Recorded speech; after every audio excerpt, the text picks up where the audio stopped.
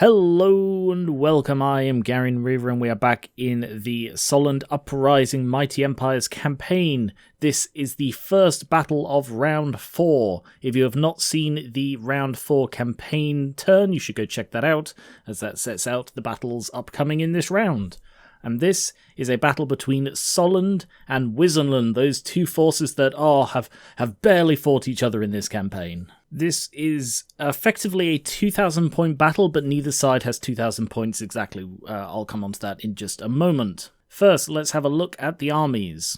As I talked about in the campaign video, the Solland army has been bolstered by forces from Tilean and Wissenland. They are mercenaries or have otherwise been converted to the cause, and they will be supplying the army with some much needed unit support. And in light of this force is being led by Marco Amici, a Tilean mercenary captain represented by a Grand Master. He is also joined by his captain Lucio Vastola, and from Wissenland we have the engineer Bernard of Burnlock. All of them have of course brought their own troops, and they are further bolstered by 2 wizards from Solland's own ranks. Oswald Werner is one of the driving forces behind the Solland Uprising in its entirety. He's Kastor von Braun's right-hand man and the one who vouched for him at court, so he is as leadery in this faction as they come, apart from Kastor himself. And then there is Egmont Lindner, who is also here to assist. Here's the rest of the force. We have some Empire Knights representing Tilean Knights, and the Great Swords are representing Tilean Mercenaries. And then there is a big unit of spearmen from Solland's main forces, a couple of detachments, and some artillery pieces that Bernard has brought along with him from Wissenland. Over on the Wissenland side, this is mostly characters who have previously appeared in fights, although the general and one of the wizards are new. The general is Leonhard Frank, who is one of Wissenland's military closers, so to speak. He's here to finally put this down because he's tired of this petty rebellion. He has brought his personal friend and associate, the Furman, who is a strange wizard who lives in the woods, but is good friends with Frank. And then the 3 returning ones, we have Captain Ivo Werfel, carrying the same banner as he did before, the wizard Hagen Marx, and the engineer Reinhard Tannenbaum. The rest of the army is big blocks of infantry with ranged detachments, some pistoliers, and some artillery. As all of the Solland-Wissenland battles, this represents a part of Wissenland, or Solland, depending on who you ask. We have a river in the middle with a bridge that can support a 5-wide unit crossing it without issue, a dwarven brew house at the bottom, which will help people trying to cross the river, a couple of mysterious woods, a couple of hills, and an arcane ruin to help channeling.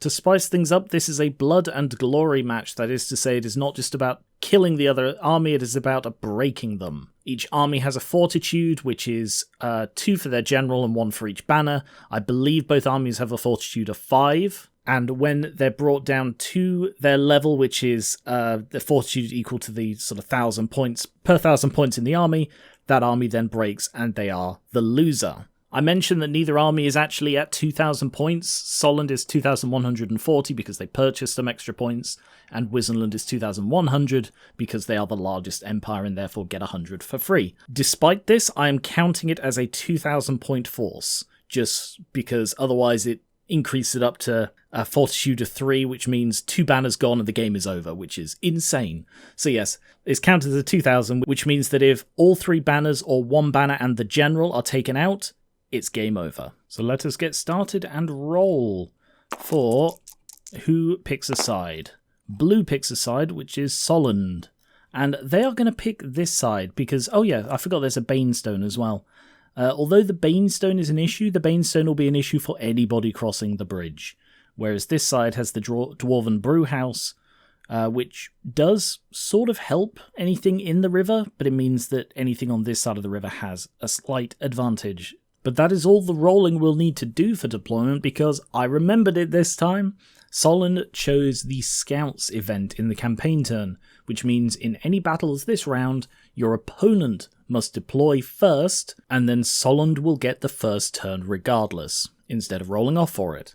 So now that Solland has chosen this side, Wissenland has to deploy completely on their side, and they can't deploy within 9 inches of the edges of the board. That's why these lines stop. And then Solland will deploy and get their turn first. But I do have to determine spells. Both Hagen Marks and the Furman are level 2. So, Hagen... Ooh, Final Transmutation. I think that is too fun to not use. And also, I think it'll be really fun to use that against Mercenaries. So that'll be his first spell. And his second spell is the Enchanted Blades. No, I think I'm going to swap that for his signature spell, Searing Doom, because that is very good against armor. There is a lot of armored stuff in the Solland army this time. And then the Furman, his first is, and I barely really know the Lore of Beasts, it's not one I use often at all. Savage Beast of Horos. I don't think that is as useful as the signature, so I will swap that. And his second spell, which I have to take, Transformation of Kadon. Oh wow, okay. Yeah. I have no idea if that is interesting. Sorry, I have no idea if that's good, but it's interesting. So yeah, I will go with those two. Oswald, being a 4th level wizard, gets 4 spells from this, so he's got a decent chance of getting something very good. Chain Lightning? Yeah, I'll take that. Oh yeah, he's a Lore of Heavens.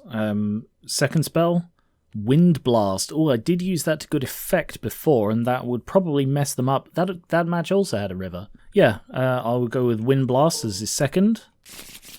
His third, Chain Lightning again, which means I get to choose any I want. I think I'm going to go with Uranan's Thunderbolt, which is not one I've used. I've not really used the Lore of Heavens, but I definitely see the appeal of it a lot more.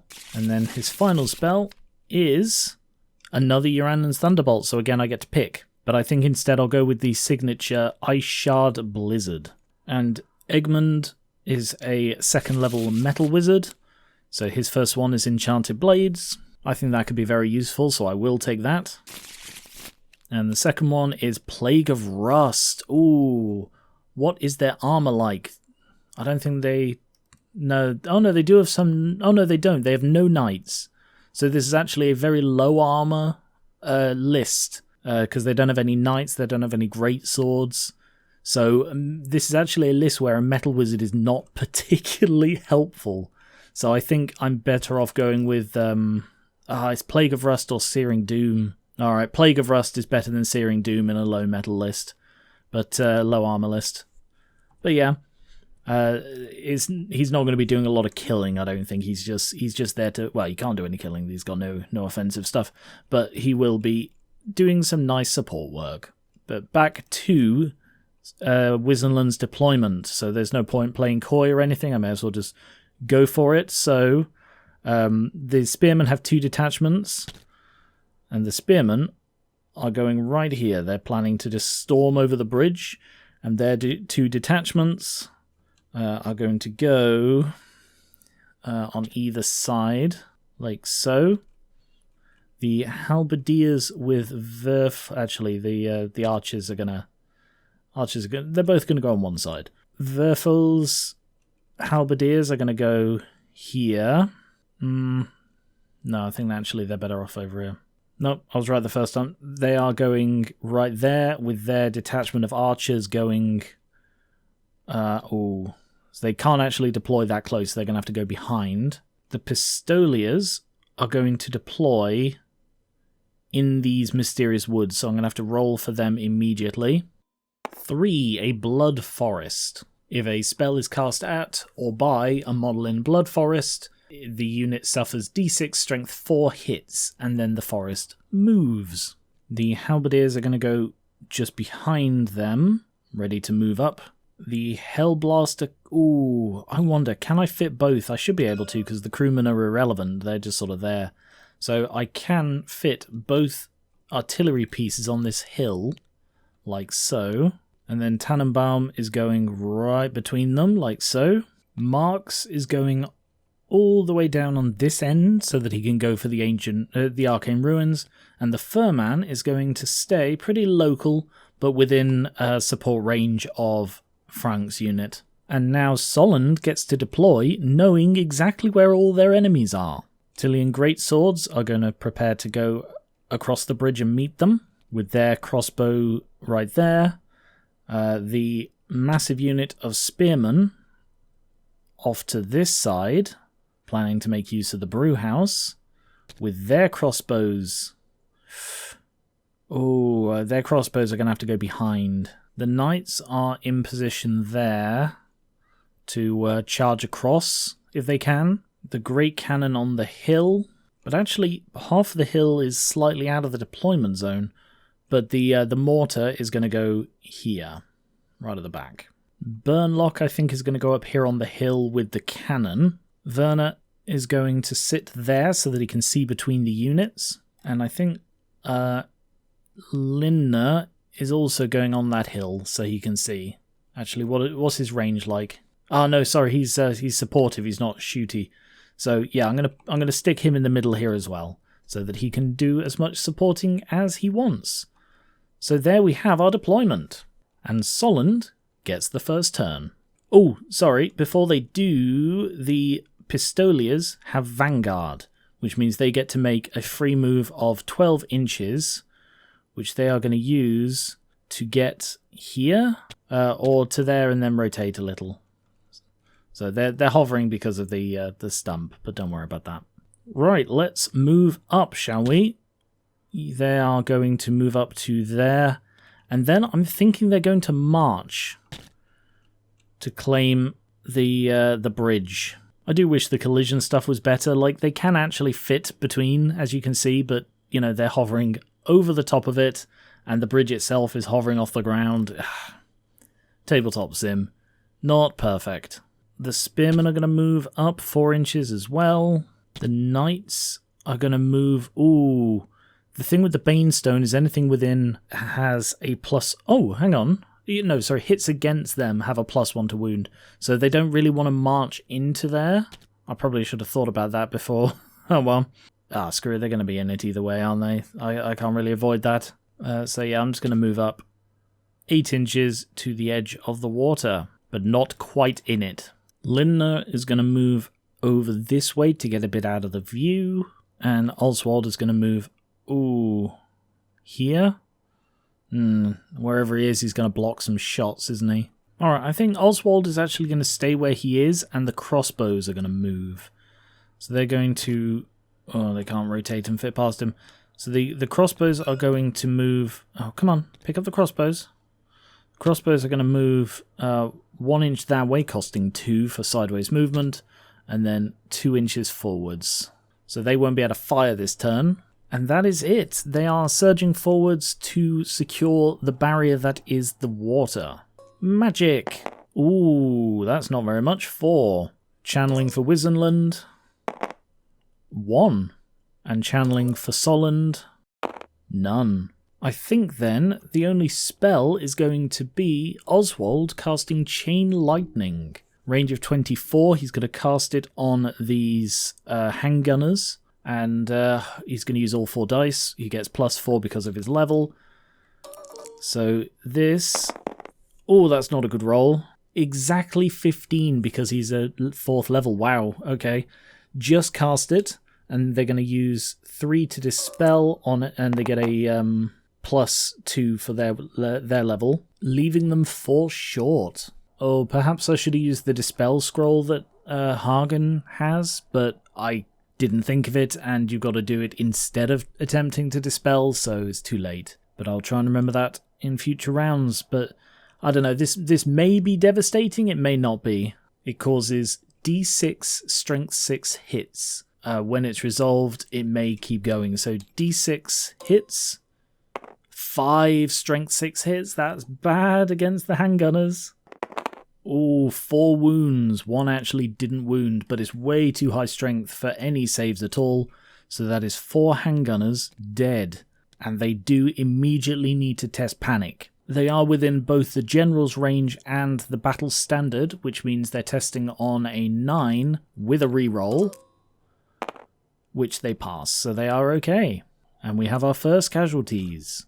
And on a 3 or more, it arcs and hits someone else. So I believe the way it's described, it's chosen by the caster. Any within 6 inches. Are they within 6? They are. So he's going to jump now to the halberdiers and do only 1 strength 6 hit. Still no saves whatsoever because of how high strength it is. So that's 1 halberdier gone. I'll mark them as having been struck because you can only be struck once. Can't jump to them. They are too far away. But it will instead jump to the archers next. On a 3+, that is. No, it doesn't. Okay. Well, that could have actually been a lot worse for Wissenland. It could have been a lot better for Solland, obviously. But that is all the magic. Shooting. These crossbows moved, these did not. So they're probably going to shoot at the handgunners directly opposite them. They can all see at least 1. They are all within long range. 3 hits. That's pretty poor. Only 1 wound. Not enough to trigger any kind of saves, because it needs to be 25% in a single phase. The mortar has a range of 48, and unusually has a fairly clear line of sight over here. It's rare that I have these big sort of spaces between units, but I guess that's what terrain does for you sometimes. So I'm going to drop it over here.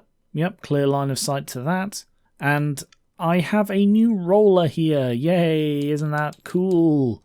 Because I found this on the old world Warhammer mod for this. Because the issue with these dice rollers is the stuff vanishes and these ones don't work on there because, you know, a 1 is a 2 and a 2 is a so on. So, you know, the number on the dice doesn't correspond to the number it rolls, if that makes sense. But this, yeah. So the difference here is A, it is a physical dice, it can be moved, and B, they don't disappear until you roll again. So this is me rolling the scatter, and I will still roll this one manually, although I really shouldn't because I sometimes have to re-roll these. No, that's chain lightning. So it scatters 2 inches that way, which still puts it pretty squarely on this unit. But now it doesn't hit Ivo, which it did before. So the one under the center takes a strength 6 and the rest takes strength 2. I count that hitting 29 basic, what are these, halberdiers, and the champion. 29 and the champion. So we'll do the strength 6 first. Poor guy in the middle gets killed. It's a high strength, so he wouldn't get a save. The mortar is also armor piercing. So do these halberdiers have shields? No, I never buy shields for my halberdiers because all they do is slightly protect them before they get into combat. In that case, then, even the other one is going to get no save, I don't think. Yeah, even the strength 2 doesn't get a save because of the armor piercing reduces it. Even though these are only hit by a strength 2. So that's the champion, and then it'll be 28. Because it was 30, including the champion of the other one. The other guy died, champion next. So no saves if this kills. It does not. And then 28 of these. 1, 7. Total of 12. Ooh, I thought they were going to get very lucky after that first one, but I don't think they are. So that's a total of 13 out of, I believe, 40? Oh, I've given them too many. I gave them... Oh, yeah, no, I see what I did. Yeah, I forgot to remove the 3 that were in the command. Each unit had 43 in. Both of these had 43. So actually... Damn. Okay, that throws it off because it means they shouldn't have hit some of the ones they hit. Yeah, the spearmen are correct. Those spearmen are correct. Yeah, it was just the 2 halberdiers I gave too many. So what I'm going to do is I'm going to re-roll the damage on these ones, but the total cannot be higher than 12. Yeah, it's hitting 25 instead of 28. 2, 6, 10. Alright, that is a fair result. Only 2 fewer kills. Entire back row gone. Still the quarter they need to trigger a panic test. But again, they are within the general and the banner, so they're testing on a 9 with a reroll, which they do need. And they pass the second. Just to test. Oh, it does work. Good. I wasn't sure because like this one, like you can see it like latching on there, whereas this one didn't do that. But it does seem to work anyway, so that's good. I now have that to play with. But yes, that was the mortar, and next is the Great Cannon. Ooh, I think the Great Cannon... Oh, would it... I don't know. Would it be stupid to go for... to try and take out Hagen? I mean, he's in the open. No. I don't know if this counts as a... out the way, but either way, I'm going to go for the Halberdiers. I think I want to keep chipping away at that unit. And Bernard being within 3 inches means that it can use his ballistic skill and or reroll 1 artillery dice. So when the Great Cannon fires, it's going to just go straight through here. But I've got to aim shorter so that it can bounce. And then it goes 8 inches. 21, so that goes up to 29.5. Oh wow, it almost overshoots. But doesn't quite. Hits there. And it then bounces a number. Oh, it doesn't bounce. So on a misfire with the cannon, it just embeds in the ground or maybe even embeds in the person. The point is the cannonball doesn't bounce. And that is the one roll that Bernard cannot help with. So maybe I should have put him with the mortar after all. But yes, hits that one guy and is almost certainly going to kill him. Yeah, he kills him. No chance. You get no armor against that. It is like a strength 10 shot or something, so with multiple wounds. So yeah, there was no chance he was going to survive. And that is it. No combat, so we go into Wissenland turn 1. And they're going to start by heading up to the bridge. The Halberdiers are going to move up into the woods. Gives them a bit of cover if they get shot at. These Halberdiers are going to move up to there. And they're going to try and march, but I believe they are now within 8 inches, yep. So they have to pass a leadership test on a 9. They can still use the generals. And with a reroll. So they need to pass a leadership test, fail with the reroll, in order to, yep, pass on the reroll to allow them to march, and they will then march up to the edge of the water. So they're now just facing each other over the water, and they've stopped where they have. Oh, actually, they're going to move a little bit further back. They're not going to go the full forward. So this way, they're not within the 6 inches of the Banestone, but if Marco and his Tilean knights want to charge, they're going to have to go into the river, which will remove their steadfast or any kind of rank bonus, and leave them within range of the Banestone. Hagen is going to move over here towards this. He is not within range of any enemies, so he is then going to march. And for some reason it is not showing me his distance there. He is then going to march to stand right in the middle of it, so that he now gets the benefit of the Arcane Ruins, which means he gets to channel multiple dice, I believe. And these archers can't see anything, so they are going to rotate and then move 3 inches up. They're not within range, so they can march to get to there. And can these things actually see? Yeah, they can see over. They can see the knights over the top of the Halberdiers at this range. And the Furman is going to move up with the unit. Magic. 5. Normally they'd only channel 2 dice, but the Arcane Ruins means that Hagen can roll up to 4. And the risk being if he gets 3 or more 6s, as in if he successfully channels 3 or more from this roll, then he triggers a miscast. So I will do the Furman's 1. He gets 1.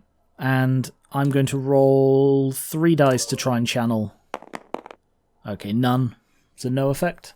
And channeling 2 for Solland, nothing.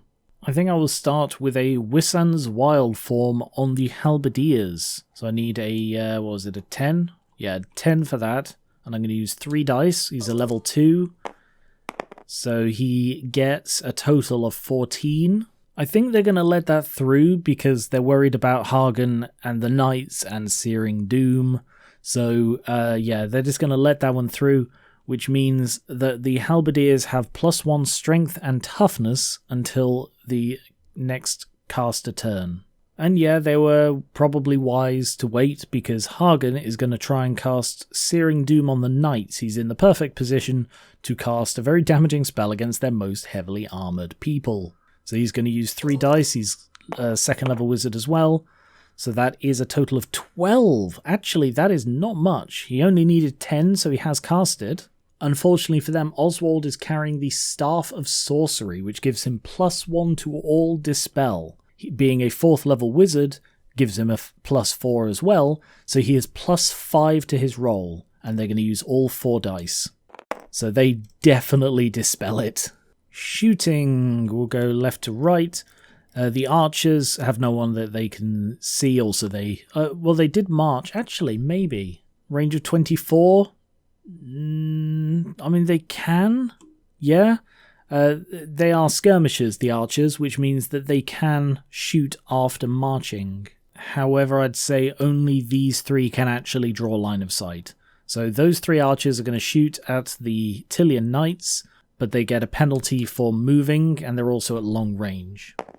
No hits, but it was worth a try. The Hellblaster is going to fire over the top of the Halberdiers to the Knights. They, I'd say, have line of sight by virtue of being on the hill. And the Hellblaster, you roll 3 artillery dice to work out the number of shots, and it is 14. Sorry, I forgot to say which of the War Machines Reinhard would help, and it's going to be the Hellblaster. Even though, you know, I've already rolled these, but both it uses his ballistic skill, and if I got like multiple misfire, I would want him to help with them. So yeah, he would have helped with this. Even I should have said before I rolled, but yeah, he's helping them. Shooting at long range, but that is 14 shots. And using Reinhardt's ballistic skill, it has 7 hits. Strength 5 with armor piercing reduces the armor save, but they do still get one. And 3 saves, 4 dead. And that is exactly a quarter. Also the first Solland dead. Oh, I didn't mean to cluster them. That is enough to trigger a panic test. However, Marco Amici is immune psychology, and while he's in the unit, so are his knights. So they automatically pass any panic test. So they are fine, apart from the quarter of them that are dead. I kind of think the cannon's going to go for the mortar. I think it has a decent chance. It's just whether it can't fire through terrain, and whereas, you know, the leaves aren't going to block, and even like trees and stuff aren't going to. I don't know about the Banestone, you know? No, specifically it says if the cannonball hits an obstacle, the obstacle is destroyed. It doesn't mention other terrain, so I guess if it doesn't block line of sight, it doesn't block the shot, similar to trees and stuff. So yeah, I will say that is fine. It can just shoot alongside it, look. So we'll aim there. It's on its own, it can't use Reinhardt's anything. So it overshoots by 4 inches to there. Like so. And then it bounces 10 inches. So it definitely hits the mortar. The cannonball is a strength 10 hit, so it still damages the mortar. Oh yeah, damages the mortar on a 2+, and it has done so. And it does multiple wounds d6. So if this is 3 or higher, the mortar is just destroyed. It's gone. A direct hit from the cannon, it just left itself open. A direct hit from the cannon just shatters the mortar, and it's just gone entirely. I mean, it did some good work, but wow. The handgunners are going to go for the crossbows, so it's 5 of them at long range. 2 hits, no armor saves at all, so 2 crossbows dead. The archers behind can shoot, but they're at a big disadvantage because they're at long range and they're shooting through cover. but they are going to shoot at the spearmen. And by the look of it, 7 of them can draw line of sight, but at a -2 because of everything. 1 hit, no wound. And now the pistoliers are going to try and do something good with their lives. I'm not a big fan of pistoliers because I find their short range insanely worthless, but I'm giving them another go. I prefer the Outriders. Pistoliers made more sense and they're a bit cheaper, so that is all 12 of them, including the champion. They all have 4 shots each at long range, but I will do the champion first because he has a slightly higher ballistic skill. Because multiple shots reduces it, and long range does as well. Yeah, the champion hits nothing. And then that is another 36 shots. 2, 3, 5, 6. But they have a decent chance of actually wounding, which they failed to do for the most part. 2 wounds, no armor because of the high strength and armor piercings. That's 2 spearmen. Totally worth taking the pistoliers. But with no combat, that puts us into Solland Turn 2. You know, thinking about it, what I should possibly have done is had the great swords go round through the river because they are stubborn and therefore always steadfast, which negates the river, meaning only stubborn units can be steadfast in it. Yeah, that might have been a good idea. That would have used an advantage. But on the other hand, sort of pound for pound, the great swords are able to take on most Empire troops in a straight fight, particularly over a narrow thing like this where they can't really be outnumbered. So I still think this is a decent strategy, but and it allows the knights to charge, which they probably wouldn't have been able to do across the bridge. I think they are wider. Yeah, they are. They're about an inch wider, so I don't think they would have been able to charge with any ranks at all. Speaking of which, let's do some charges. 8 inches to charge the pistoliers, so they need a 4. 8 inches to charge the pistoliers, so they need a 4. And the pistoliers are going to stand and shoot. They don't get it. Oh, that's really bad for them. That is really bad for them. Because they still get shot. So they move forward 3 inches, which is actually not even enough to get them in the river. But all the pistoliers are going to shoot at long range because that's where they were when they started. I should have measured first. But yeah, they were all at long range. So all of the pistoliers, starting with the champion. None. 1, 3, 5, 7. However, standing and shooting gives a -1, which I realise now I forgot in the previous match. But yeah, standing and shooting gives a -1 to hit. So all of those ones that hit on a 6 now have to roll a 4 as well, leaving only 4 hits, but 4 wounds.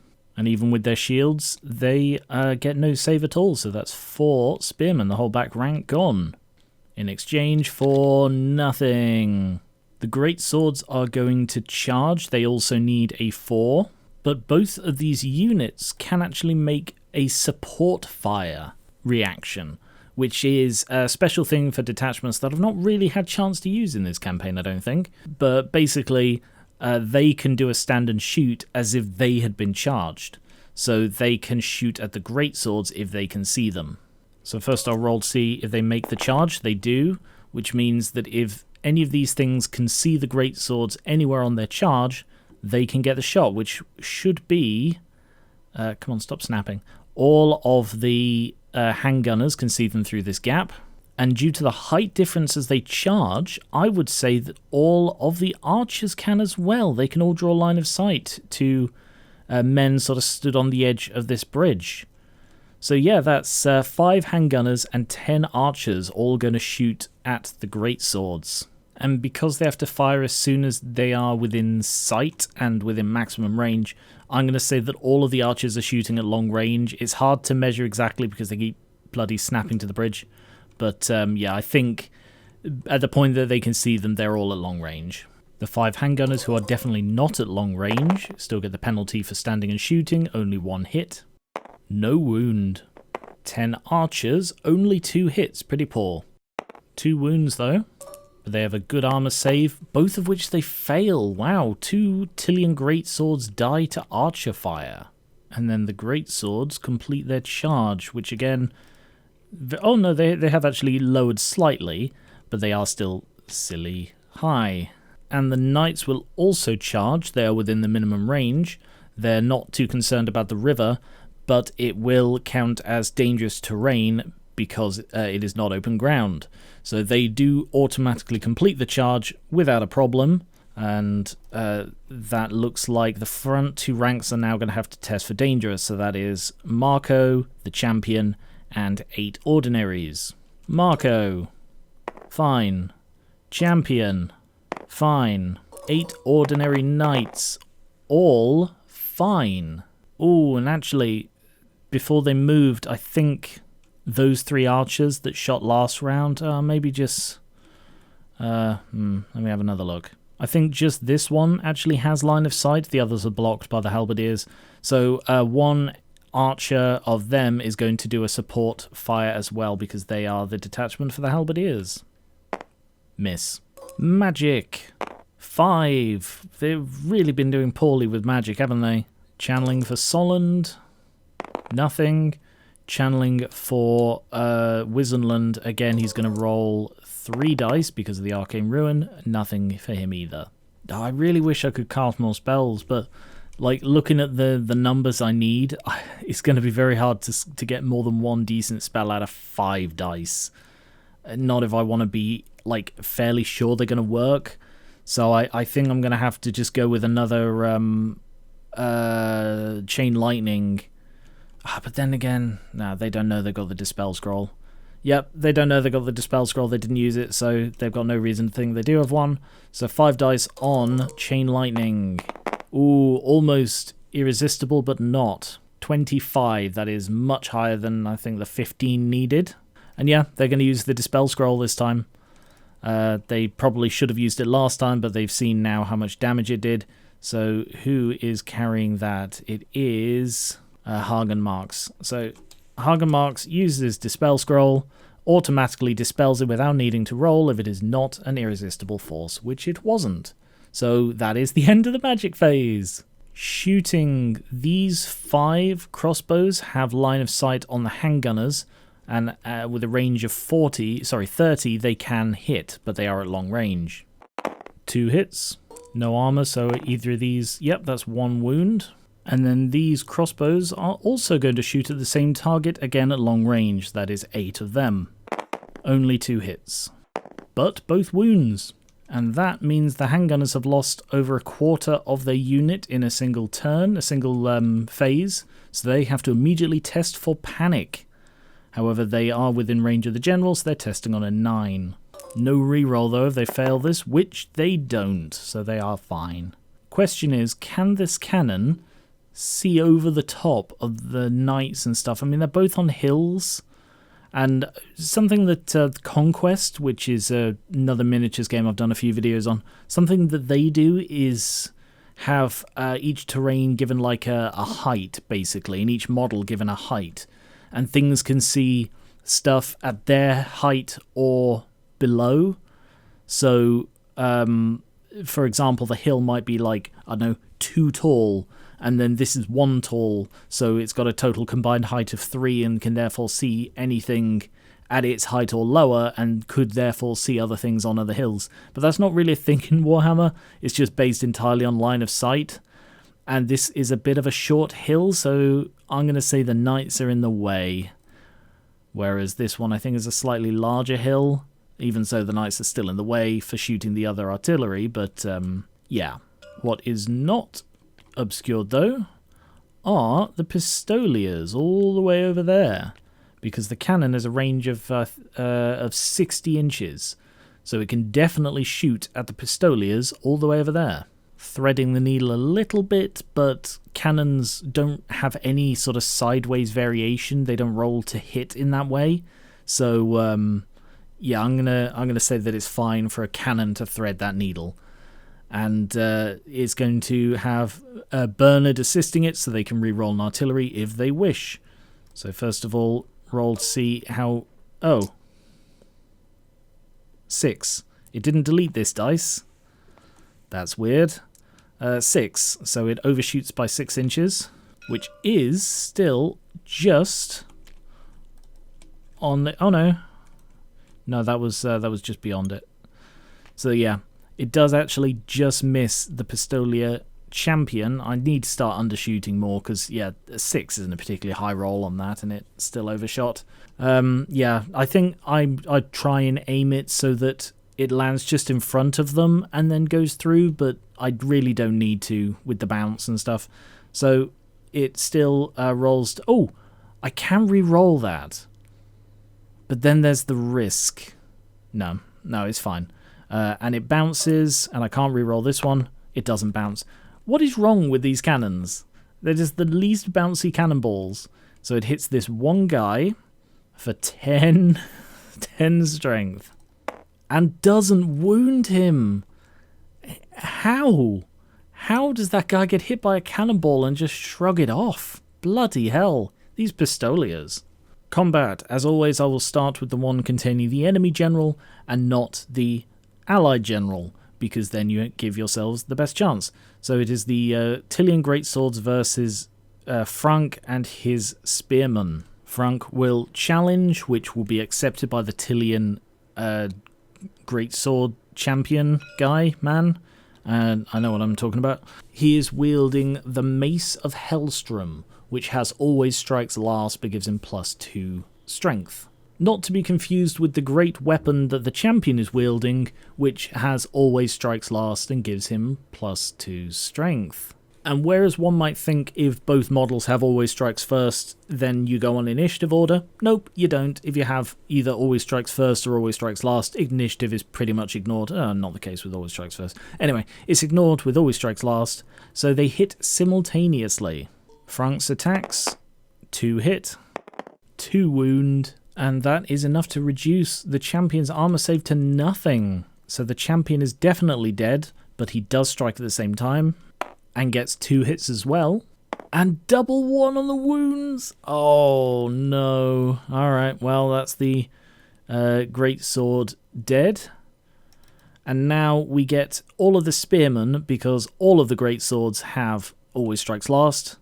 So we have the champion, and they were charged, so they can get their extra rank, giving them a total of 15 attacks. I have just realised they're next to the Banestone, which gives everything a bonus 1 to wound. Would that have caused an additional wound against the guy? No, because he needed a 2+ anyway, so that can't be increased to a 1+. Anyway, 6 hits, and because of the +1 to wound, they... Oh, hang on. Yeah, it's only the Great Swords within range of it. So yes, the Spearmen are wounding on a 3 instead of a 4.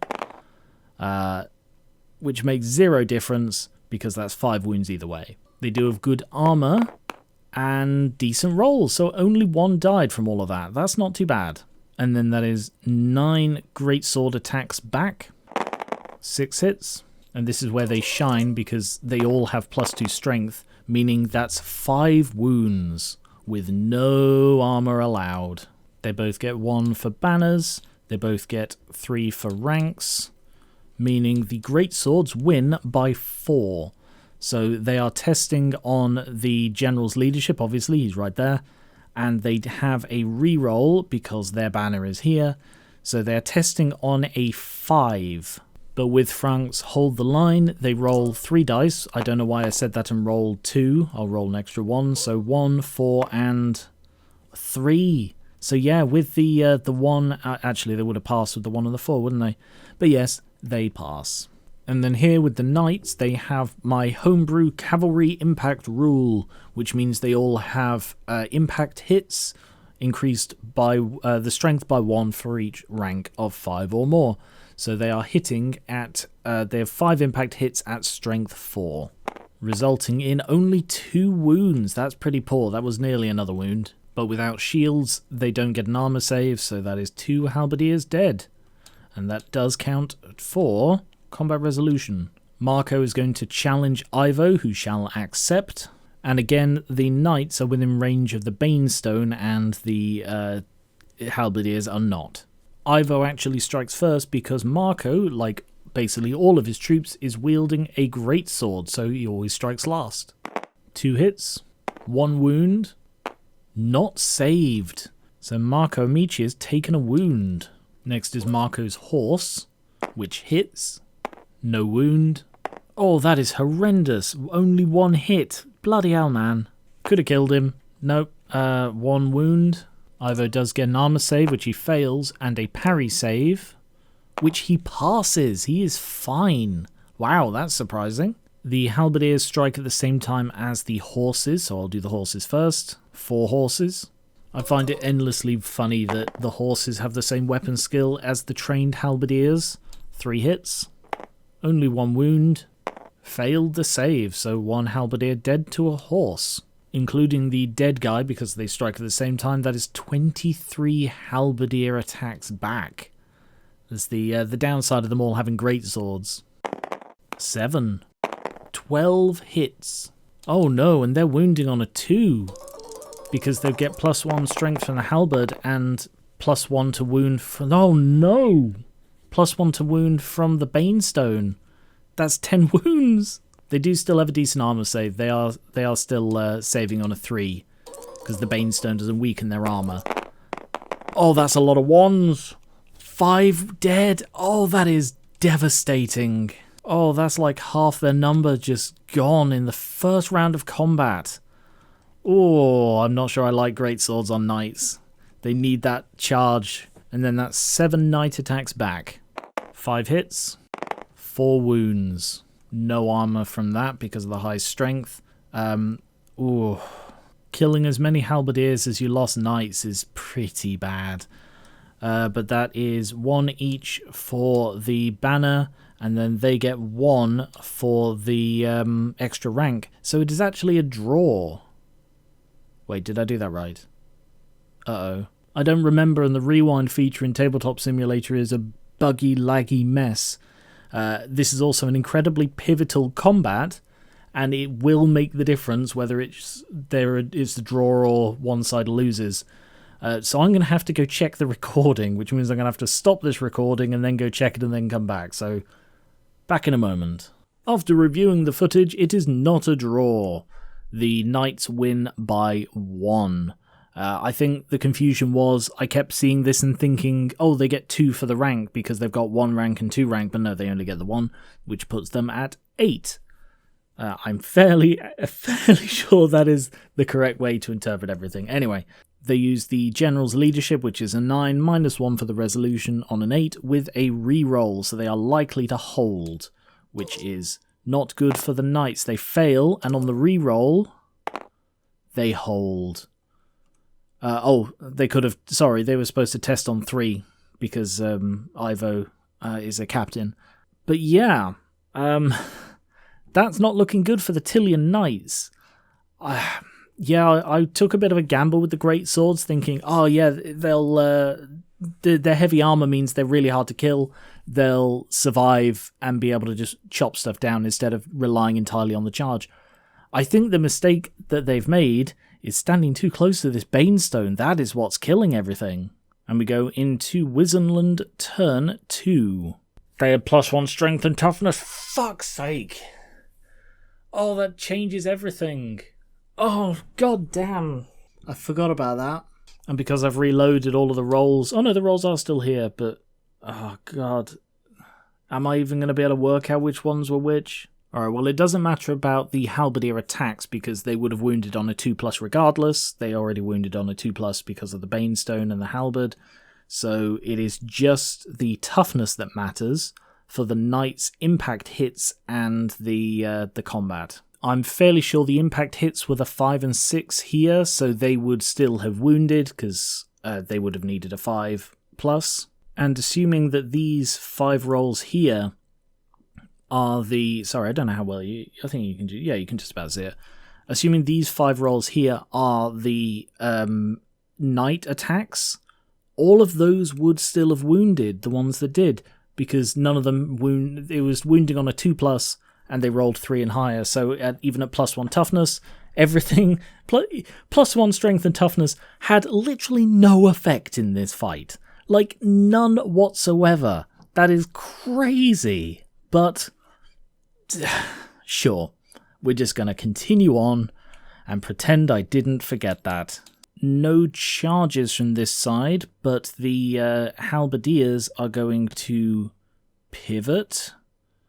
And, oh, they probably suffer bad things for doing this in a forest, because it's the first time they've moved. But yes, the pistoliers are fast cavalry, which means they can reform as many times as they want in a move. So this isn't a pivot as much as it is a reform.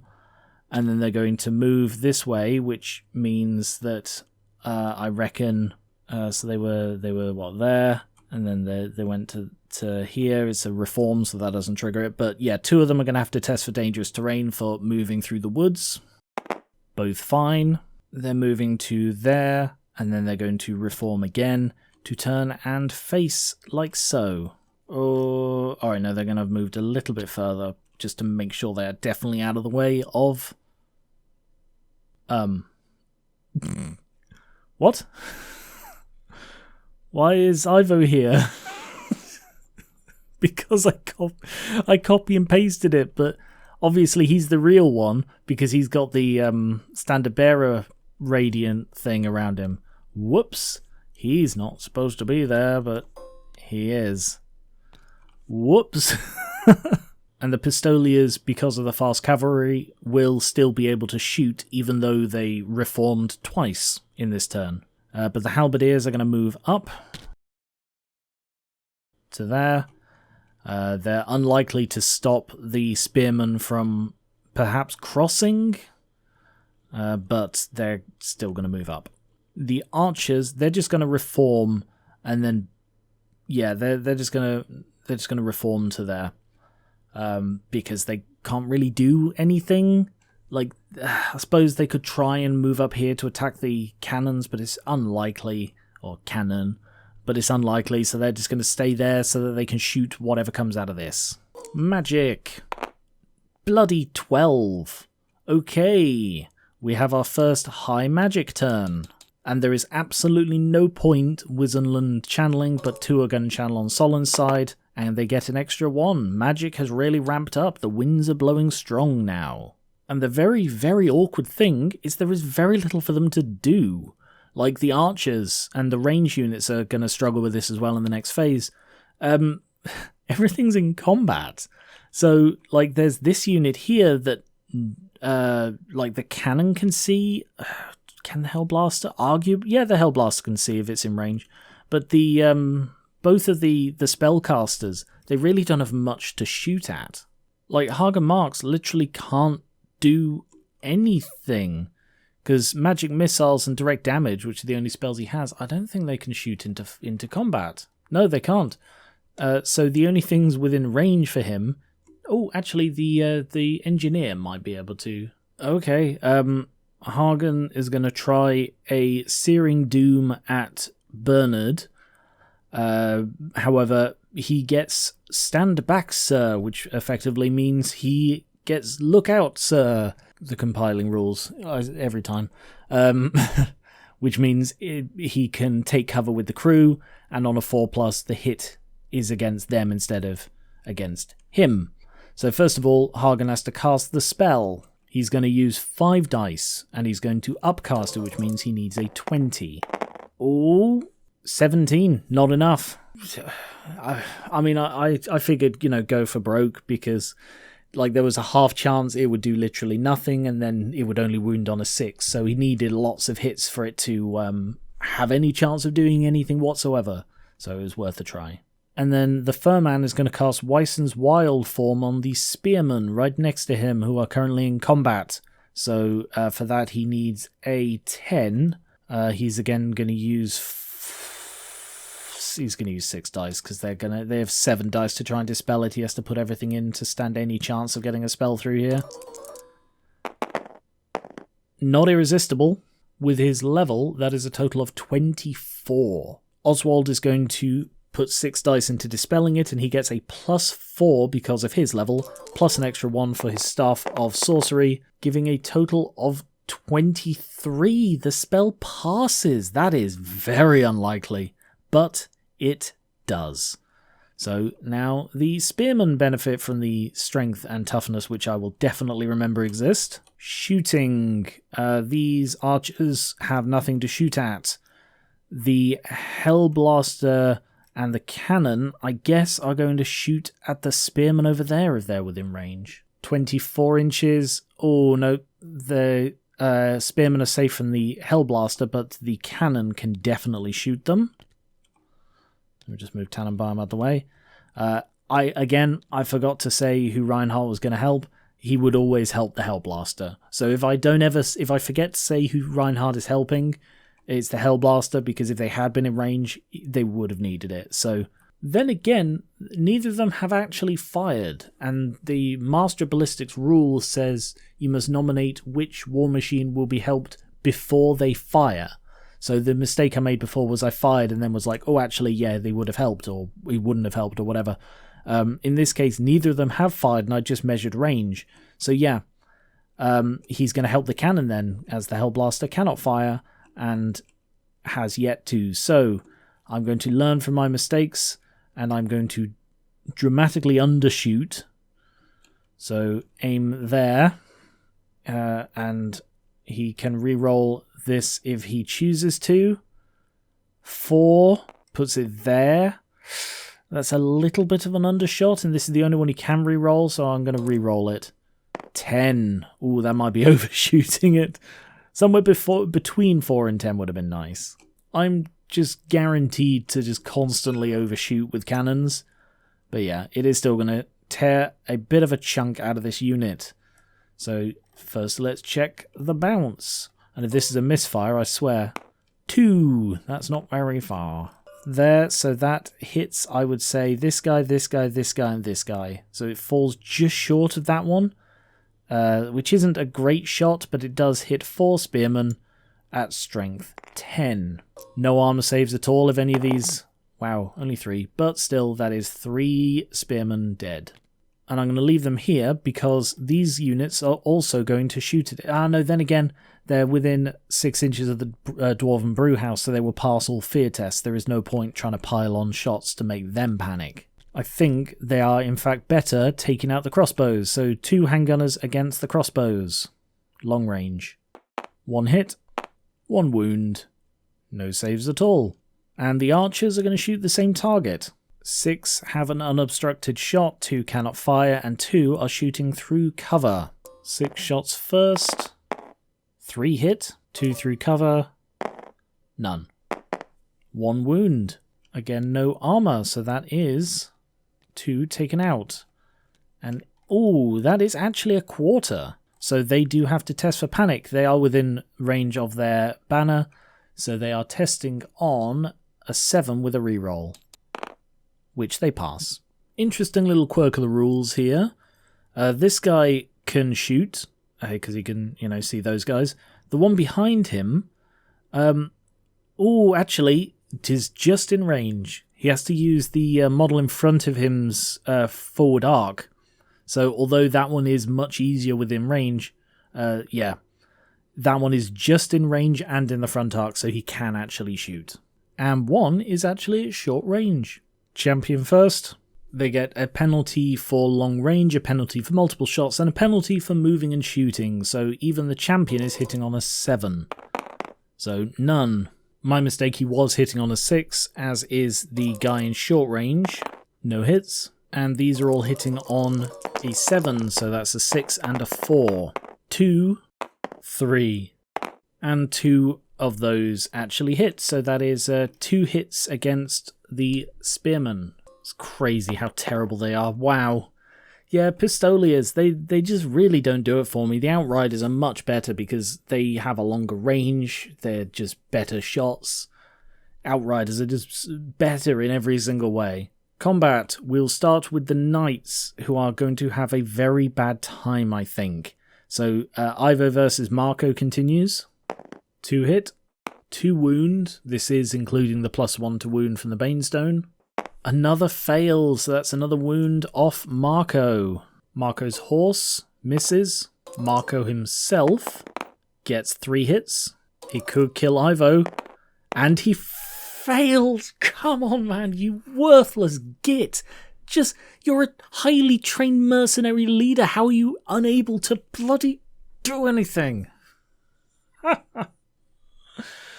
Oh, God. Okay, he gets an armor save, which he fails, and a parry save, which he fails. So he does actually take a wound, but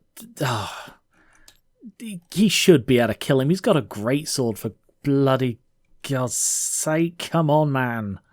Alright, and now time to kill off the rest of the knights with the halberdiers. So I'll do the horses first. 2 hit, 1 wound, no save. 18 attacks, 6, 9 hits. Wow, that's a lot of ones. Only 5 wounds. Still 2 fails, though. So that's the back rank of the knights gone. 5 knight attacks back. They could still win this. 4 hits, 4 wounds, no armor. I think the knights have actually won this. Halberdiers get 1 for rank. They both get 1 for banner. Oh. No, it's fine. They won. They passed the test anyway. They do actually get an additional 1 for having the battle standard in the thing. I forgot about that last time. But yes, the knights win, and the halberdiers are testing on... they're still within range of the general. So they're testing on an 8 with 3 dice. They're still going to hold. So yeah, 4. They pass. And now the greatswords versus Frank's unit. The challenge is over and there's no one else to challenge, so Frank fights as normal. Spearmen go first. 15 attacks. 11 hits. 6 wounds. Oh, hang on. There should have been 8 wounds because they get the +1 to wound. So that's 3 dead. Yep, just 3 dead. And now Frank strikes at the same time as the greatsword, so I'll do him first. 2 hit. 1 wound. No armor from the strength, so 1 more dead. But they're striking at the same time, not that it matters, they're too far back to help. 10 great swords, all going for the spearmen. Actually, no, I'm going to do this in groups, because you don't need to roll them all at once. I am tempted to try and kill off Frank, because great swords are going to have a decent chance at it. So I'm going to do the 4 who can't attack him first, and I'll see how they do. Because if they win the combat with just the 4, then I'll sort of have space to play with the others. Or they'll just get 2 1s and 2 hits. 2 wound, no save. Another 2 great swords against the spearmen. Sorry for breaking it up like this, but it can make a difference. 2 more hits. Oh, that's wounding on a 3, so that's 1 more wound. So that does leave 4 of them. I think the 4 of them are going to go for Frank. It's too close. If they don't kill him, and he's got the... they need to do at least 2 wounds to win the combat, otherwise they are going to draw or lose. And he has a 6+ armor even against their swords. I think if they were any other unit, I would go to win the combat because it's more important that they win and hold. But because they're great swords, they are always steadfast. They ignore combat resolution, so they're probably going to hold regardless. And I think if we can kill Frank, then we can put a big dent in their fortitude, but also a big dent in their ability to hold. So yeah, all 4 of them are going to go for Frank. Only 2 hit though. Oh, I forgot he gets +1 toughness. They're only wounding on a 4. 1 wound. He doesn't save it. So they do manage to draw and wound him for 1. Whoa, okay. So they get a banner each. They get +3 for ranks, +3 for ranks. It is a draw. God, it's all bloody go, and we're only going into turn 3 now. I think I remembered to apply their extra strength. I'm fairly sure I did. The spearmen are going to charge. They need a 10 total, so they need to roll a 6 on 2 dice, which they do. They have no detachments, these halberdiers, and the river is not dangerous terrain to infantry, but the woods are. So they are going in, and that looks like these 6, which includes Lucio and the champion. Lucio is fine, the champion is fine, and the 4 others, 2 fails. So 2 die to dangerous terrain. Egmont is going to move this way to hopefully get out of line of sight of those pesky archers who are probably looking for people to pick off. And Oswald is going to move here, because Chain Lightning, the one he keeps using, is a direct damage spell, and that does not require line of sight. No one else is moving because everyone else is in a good position or in combat, so magic! Hopefully the high winds continue. They do. 10. Channeling 2 for Solland. Nothing. Channeling, he's going to go up to 5 because he can channel up to 4 in the Arcane Ruin, so he's channeling 5 and gets nothing. We're going to start off with Egmont casting Plague of Rust on these halberdiers. He doesn't need line of sight as it is a hex, and line of sight is questionable at best. Doesn't matter because it's a hex. He needs a 7 minus the 2 for his level, so he needs a 5. He's going to use 3 dice because they have quite a few to play with, which he gets. Total of 9. I think they're going to try and dispel that because if that passes on the halberdiers, they'll have no armor save whatsoever, so they're going to get minced in combat. So, yeah, they're going to use 3 dice to try and dispel that. They need to beat a 9, which they don't even slightly do, so yeah, that passes. Ooh, that's bad for them. Next, Oswald is going to cast Ice Shard Blizzard, another hex, on the spearman fighting the greatswords. He needs a 7. He gets a +4 from his level. He's going to use 3 dice on that. He could probably have done it with 2. Total of 13. They are going to have to let that through because he's probably going to cast Chain Lightning again, or try to at least. So, yeah, they're going to have to let that one through, unfortunately for them. So the target suffers -1 to hit and -1 leadership until the caster's next magic phase. And yeah, that leaves 4 dice for Oswald to cast Chain Lightning one more time. Going for the handgunners who are within the 24-inch range, and it, as a direct damage, it doesn't need line of sight, so you can do it through the crossbows. 4 dice, he needs a 15, minus the 4 for his level, he needs 11, which he gets. Total of 19. They're going to use all 3 dice, and their only chance of dispelling is a double 6, which they don't get. So all 3 Solland spells went through. So it causes D6, Strength 6 hits.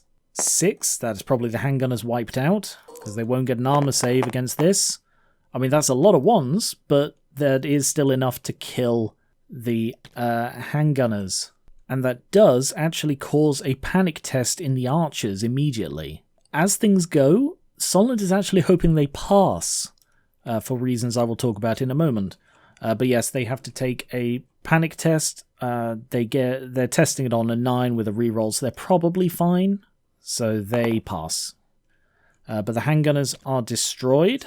And the reason they wanted it to succeed on that test is because of the Chain Lightning effect. So it can arc, and there is nothing in the rules saying it cannot arc onto a unit in combat. I double-checked, I looked online, I can't seem to find anyone saying one way or another. It's a direct damage spell, but it's not... It doesn't say that it has to be like an applicable target. It just says choose an enemy within 6 inches on a 3+. So, yeah, it is applicable. So I will test on a 3+. It doesn't. God damn. That could have been so good, because that's why I wanted the archers, you see. I wanted it to arc to the spearmen, and then to the archers, and then to the halberdiers, and then to the pistoliers. You can really just take out a whole battle line if you get lucky on the rolls, or if you don't, you just take out 2 men, and that's it. Still, that was a pretty good magic phase. And shooting. The only target left... Oh, actually. Oh, no, they could shoot the pistoliers. I was going to say they could only shoot the archers, which is a bad bet, because it's very long range, and they are skirmishers, giving an extra -to hit. But they can actually shoot the pistoliers, who are... They're still at long range, but they're not skirmishers. So yeah, 10 shots against the pistoliers. 4 hit, and they don't get any kind of armor. That's 4 dead, which triggers a panic test, but they do get a reroll. So they're testing on a 7 with a reroll, which they pass. That isn't really an option for these crossbows because, yeah, at this point they're not in the front arc enough. The ones that are in the front arc can't be shot. So they are going to have to shoot at the archers and take the -1 for the shooting skirmishers. So 6 crossbows, 1 hit, but at least it's a wound. I'd love to try and snipe the furman with the cannon, but it would go on potentially and hit the spearman, which would make it an illegal shot. So it's either the archers or the pistoliers. Oh, or Hagen, actually. No, I'm going to go for the archers. Aim there, hoping to just go through and hit a load of them side on as they presented such a long target to me. Roll for the overshoot 4 inches. Yeah, I'm happy with that. So it overshoots to there. And then it bounces, which I cannot affect, 6 inches. And that hits 3 archers. Doesn't look like skirmishers get any bonus against template stuff. So that is just 3 archers hit by a cannonball. Wounded on a 2. That's 3 wounds. Pretty good going. That does trigger a panic test, so they've lost a quarter. However, they are within range of Ivo. So they are testing on a 7 with a reroll. They fail, and then they reroll, and they fail again. So they flee from the nearest enemy, which is the knights. So they are going to flee directly away from there. So they're not fleeing through Hagen or anything. And they flee a total of 11 inches. Wow, they are really booking it. So they go 11 inches directly into the corner, so they're still on the board. Combat. Now we have 3 big combats to deal with. I think I will start here and then move across. No, always start with the enemy general. So it is the great swords first, with the spearmen striking first, 15 of them. They have +1 strength, but -1 to hit. 4 hits. 4 wounds. 2 saved, so 2 dead. Frank strikes at the same time, so I'll do him. 2 hit, 2 wound, no saves. Once more, I am going to split my attacks because I do think that killing Frank would be a very good thing, but I don't want to overcommit to it. So 4 attacks against spears, and they have +1 toughness. 3 hit, only 1 wound, but no armor. Yeah, with the increased toughness, it's too hard to kill Frank. It's not an even chance like it would normally be. So yeah, I'll commit the other 6 to spearmen. 4 hit, 3 more wound, and making another draw because they have a banner each and 3 ranks. Although the greatswords are almost out of their 3 rank bonus, so the fight goes on. Now we'll do this one. Lucio will not challenge. But the Halberdier champion will, to try and take Lucio out of the fight. And the reason he won't challenge is because I always move the challenger if they can be moved in a fight. So if he'd moved, he would have gone to the middle and deprived the greatswords, but there's no reason the Halberdier champion wouldn't challenge in return, if that makes sense. The champion moves, as he is now the challenger, and Lucio gets to stay where he is. Surprise, surprise, Lucio has a greatsword, which means the Halberdier champion strikes first. 1 hit, a wound, which he fails to save. Wow, Lucio takes a wound. That's embarrassing for him. 3 attacks hit back, and if any of these hit, the champion's dead. Yeah, all 3 hit, and overkill means that all 3 count towards combat resolution. And now the rest strike at the same time. The spearmen charge, so they only get the 3 ranks. They don't get the 4th one for being spears as well as a horde. They are still attacking with 30 people, however.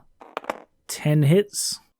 Total of 17 hits. And if any of these wound, that's just a guy dead. 5. Ooh, 12.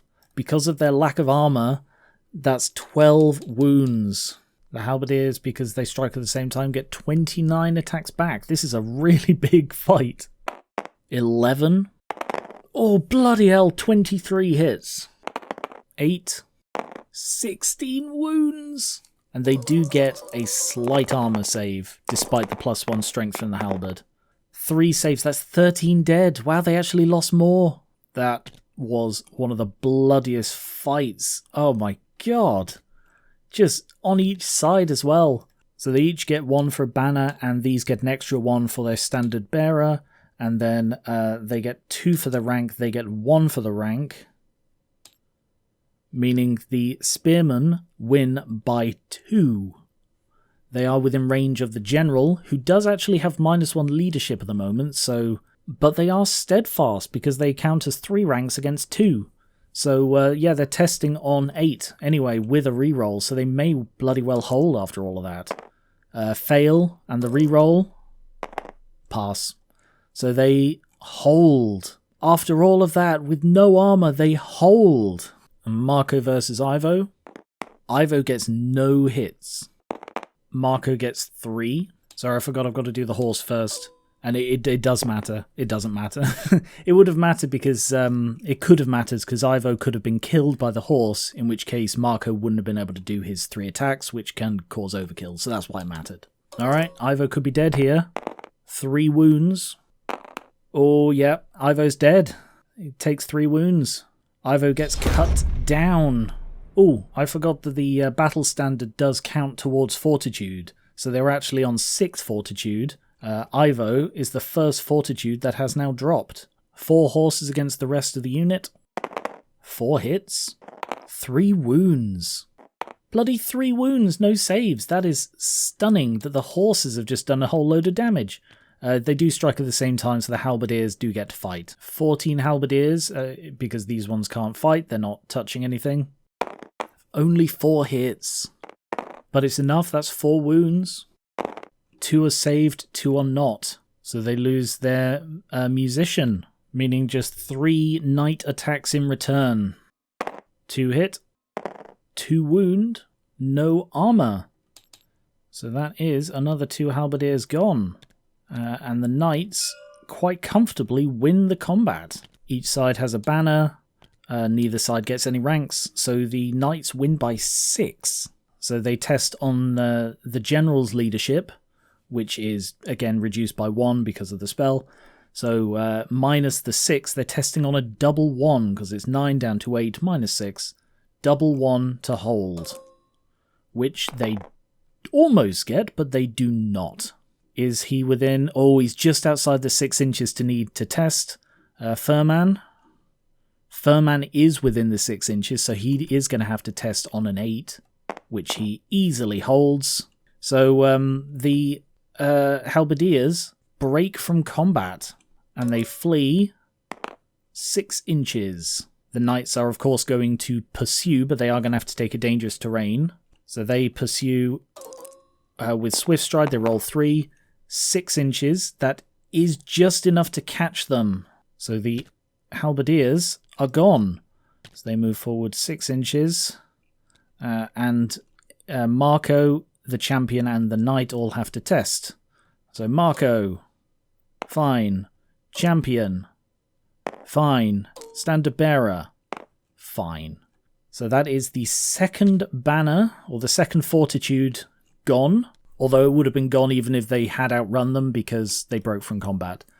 But yeah, that is that has left them really in the line of fire here, though, hasn't it? Yeah, they're about to get shot. But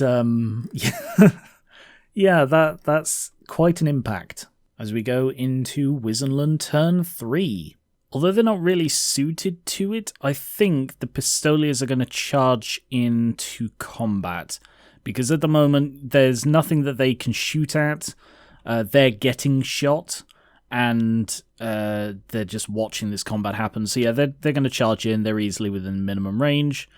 So they are now charge and flanking. And that's it, I think. Hagen is just going to rotate a little, not that it matters really.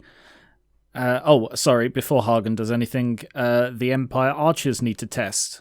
On a 7, they pass, so they do rally. They can't shoot this turn, but they are now able to do stuff. Then Hagen turns. The Furman, he's also going to turn and move a little this way. Magic! 5, we're back to a low magic turn. Channeling 2 for Solland, 1 channel. Hagen is going to channel 4 with the Arcane Ruins, giving them a total of 5 dice. And I need to roll them separately. I do need to roll them separately because if you get 3 or more 6s on the Arcane dice, then that affects stuff differently. So I only got 1, so it's okay for now, but I do need to remember about that. I feel I'd be remiss not to try this spell at least once in this game. So the Furman is going to cast Transformation of Caedon. So I need to get a 16 or 14 with this wizard level, and I'm going to use 4 dice. Oh, that seems like a stretch, but I kind of want to save the other 2 dice so that Hagen can cast something. But so yeah, it's a bit of a gamble. But it's less of a gamble because the Furman has a Power Stone, which is a 1-use only. When casting a spell, add 2 power dice that do not come from the pool. So he can actually up it to a 6. I could upcast the transformation, but I want to guarantee it works, so I'm going to go with the lower one. Ooh, 21 total, so I would have just scraped the upper one, but I did go with the lower casting, which is 16. Oh, it's going to be so mean. Egmont has a Dispel Scroll, which he hasn't used yet. Oh, it's so mean to do that, and I kind of want to see this happen, because essentially what I was planning was he was going to turn into a horned dragon, and I don't even know where I could find a model for that in this. I don't know if there is one, because it's not in an army list, it's just in the rulebook specifically for this spell, I think. But yes, he was going to turn into a horned dragon, and hopefully kill off Marco and then fly over and just mop up anything at the back. But that... yeah, he's going to dispel it. Egmont's going to dispel it. Because with just 2 dice, they can't do anything really awful. The worst thing they're likely to do is Searing Doom on the knights. But, you know, Searing Doom or a dragon... I think I'd rather have the Searing Doom because at least Searing Doom only threatens 1 unit. A dragon could kill everything and come round and like charge the knights, the great swords in the back. So yes, Egmont is going to use his Dispel Scroll. So instead of rolling to dispel, it is just gone. Oh yes, and the advantage is then that leaves 5 dispel dice to get rid of Searing Doom. So yeah, I think that's actually a pretty good use of the scroll. Sorry, it would have been really cool to use the dragon, but I do have to try my best for both sides. And then Searing Doom against the Knights is on a 10. It's an unlikely cast. No, failed it. Okay, that's it for the magic. Shooting, the archers can't shoot because they rallied. They may still take out the Knights with the Hellblaster though, so let's do that. So it's just going to fire fairly point-blank range. May actually be within half range. It is definitely within half range. So, yeah. And it is going to use Reinhardt's thing, so it uses his ballistic skill and can reroll 1 of these artillery. So roll 3 artillery. Ooh, 16 shots. I think I mentioned this in a previous one where I used the Hellblaster. Although this is firing multiple shots, it doesn't have the multiple shots rule, and therefore doesn't get the penalty for multiple shots. Multiple shots that are multiple. 10 hits. Because there are so few models in this unit, and actually all 3 of them have a different profile, because there's Marco, there's the champion, and then there's an ordinary knight, shooting is done a bit differently. Rather than just rolling against the unit, there is a very, very real chance that Marco could be killed in this. So you have to essentially allocate them individually 1 by 1, and you go along the line until everybody's dead, basically. So I'm going to have to do these pretty much 1 shot at a time, so apologies about that. But I am going to make note that I have 10 shots I need to do so that I don't accidentally forget them. So I will go left to right just for convenience, so champion first. Wound. Dead. The banner. Wound. Dead. Well, that makes things a bit easier. Then that's 8 shots against Marco. 6 wounds. Yeah, I'm fairly sure Marco's... yeah, he failed 3, which would be enough. Even if he did have all his wounds, he had only 1 left. So yeah, that is Marco gone. And this is fairly devastating because he is both the general, adding 2 to the fortitude, and one of the standards. So I need to very quickly calculate fortitude. I've added this now to keep track of the fortitude. 2 is the breaking point, so when it reaches 2, it's game over. They are Wissenland is on 4 because they've lost Ivo and 1 banner.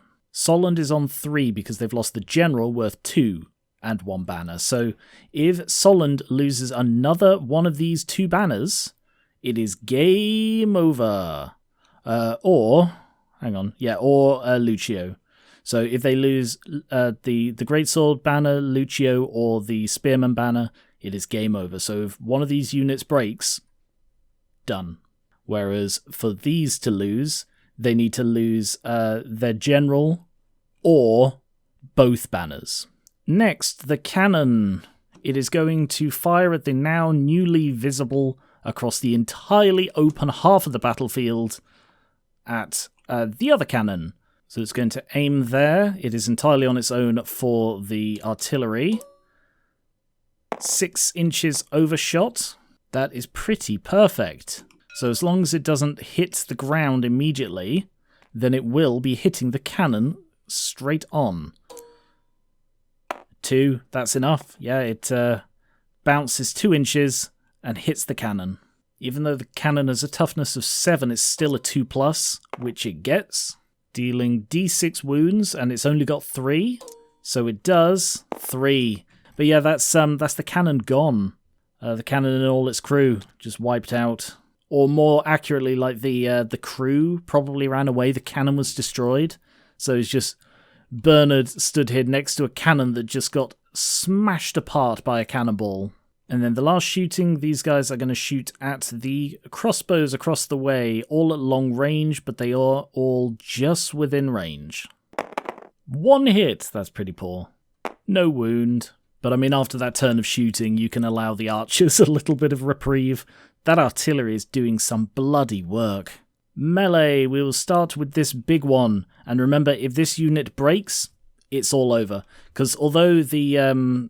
same with this, like... Although the characters won't be removed if it breaks, if a unit breaks, their banner is automatically killed because of last stand. And if they lose if Solland loses one more banner, it's over. So, where are the Pistoliers? They are fast cavalry, so I don't give them the cavalry impact rule. Lucio is no longer in a challenge, and he is the fastest, the highest initiative model in the fight, so Lucio goes first. Except he's wielding a greatsword, so he doesn't. Instead, everyone apart from Lucio goes next. 4 Pistoliers, because these are the only ones within range, that guy isn't actually in contact, and they are carrying brace of pistols, which gives them an extra attack if they're in base contact, so it is actually 7 attacks. 5 hits. 2 wounds. No saves. Next I'll do the Spearman, but basically everybody apart from Lucio, if he dies, will get to strike as they're all hitting at the same initiative. Oh, sorry, they could have challenged, couldn't they? Yeah, Lucio could have challenged the Pistolier champion. I completely forgot about that. Too late now, I'll just go on with it. 20 Spearman attacks against the Halberdiers, who have no armour. 6 hit. 12 total hits. Due to their lack of armour, 5 wounds. 2 Spearmen against the Pistoliers. Actually, this Spearman also against the Halberdiers. He can choose between, but this one has to hit the Pistoliers. But yeah, he's going to go for the Halberdiers as they have no armour, and therefore he's more likely to get a kill. Hit. No wound. And the last one against the Pistoliers. Hit.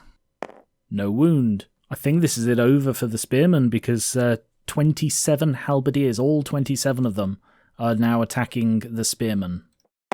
11 hits. 19 total. 6 wounds. 12 wounds. They do get an armor save, but... well, that is a lot of 6s, but that's still 8 fails. They've definitely lost the combat. And now right at the end, Lucio gets to make his attacks. 2 hit. 1 wound. Come on, man. You just needed to roll a 2. Oh, well. That, I think, is probably the game over. They get 1 each for the banner, an additional 1 for the standard bearer. They get 1 for the rank. So the Spearmen lose by 6. So they need a double 1 to hold. They do get a reroll because of the banner. Oh no, they're testing on 3, sorry. But they fail anyway. So they do test on 3 with the reroll as well. They get it! They actually get double 1! Because they test on 3 because of hold your ground, the captain rule. Wow! They actually don't break. Okay. Well, that's stunning. So they could still win. If they manage to kill Frank, then they have won. So the spearmen go first in this. 15 of them. And they are still just within the 6 inches, I believe. Looks like that one model there is getting clipped by the circle. 5 hits, that's quite poor. Only 1 wound. Sorry, they do wound on a 3. I forgot to adjust for that, so it is actually 2 wounds because of the Banestone. And because of their armor, 1 saved, so 1 died. And now Frank strikes at the same time as the Greatsword, so I'll do Frank first. 3 hit, 3 wound, no armor save because of the high strength. I am very tempted to have 6 attacks against Frank, but first I will do the 4 that can't attack him just to find out what happens with the rest of the combat.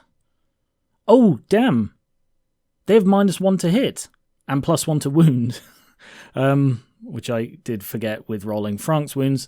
But Frank's ones would have all hit because they needed a 3, and he got a 4. So, needed a 3, increased to a 4. Bloody hell. Alright, but yes.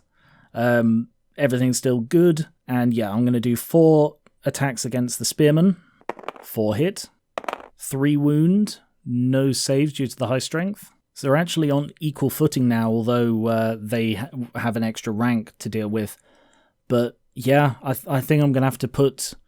I'm going to roll them 2 at a time until either he's dead or I run out of attacks. Because the difference it could make, you see, is if he does lose, it doesn't mean that it's just like straight up win. Victory points do still matter. So I do want to try and take out as much of the unit as possible, but it is vital I kill Frank. So I'll do 2 swords at a time. First 2. 1 hit. 1 wound. Not saved. He's down to 1 wound. Second 2. 1 hit. No wound. So it's down to the last 2. This could decide who wins this game. 1 hit. It's a wound. And he has a 6+ armor save. Which he fails with a 1. Frank is dead. He gets cut down by a greatsword. And as he's the general, it reduces their fortitude to 2, which is the breaking point. So they each have a banner. The greatswords have 2 ranks. The spearmen have 3 ranks. So the spearmen lose by 1. They are... oh no, they're not. That's not their banner. Their banner's dead. So they lose the combat. They are steadfast because they have more ranks than the opponent. So they're testing on a 7. No rerolls or anything. Oh, they just make it, but they do make it. So they do not... oh, they're on -1 leadership. They're on -1 leadership, so actually they fail because their leadership is 6. They break from the combat. So they are going to flee, and the greatswords are definitely going to give chase. The spearmen flee 7 and are pursued 2.